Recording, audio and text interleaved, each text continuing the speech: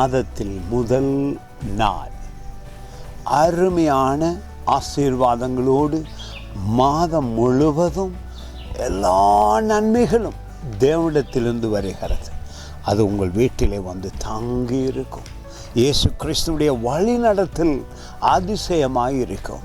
அவரோடு உறவாய் இருப்பதே மகிமையின் அடையாளம். உங்கள் இருதயம் களிகூரும், உங்கள் இருதயம் மகிழும், உங்கள் இருதயம் ஞானத்தை அனுபவிக்கும். தேவன் உங்கள் வாழ்வை நடத்த வல்லவராகவும் வழிகாட்டியாகவும் உங்களை நேசிக்கிறவருமாயிருக்கிறார்.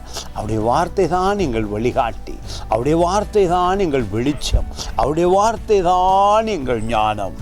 அவரை அறிந்து கொண்டார் வாழ்நாள் முழுவதும் களிகூறலாம். வசனத்தை இன்று உறுதியாய் பற்றி கொள்ளுங்கள். அருமையான ஒரு வசனம், சங்கீதம் 25 4வது வசனம் வாசிக்கும் பொழுதே மகிழ்ச்சியாக இருக்கிறது. கர்த்தாவே, உம்முடைய வழிகளை எனக்கு தெரிவியும், உம்முடைய பாதைகளை எனக்கு போதித்தருளும். மனிதர்களை நம்பி ஓடி விடாதீர்கள். மனிதனை நம்புவது சாபமாயிருக்கும். தேவனை நம்புவதே அதிசயமாயிருக்கும், ஆசீர்வாதமாயிருக்கும். எங்களை திருத்தக்கூடிய ஒரே ஒரு பரிசுத்த புத்தகம் வேதாகம் மட்டுமே. அந்த வேதத்தை படிக்கும் பொழுதே எங்கள் உள்ளத்திலே அது வெளிச்சமாய் வந்தவுடனே அறிவு வருகிறது, தெளிவு வருகிறது. தேவன் எங்கள் நடத்துனராக, எங்களை கைட் பண்ணுகிறவராக, எங்களை வாழ வைக்கிறவராக இருக்கிறாரே.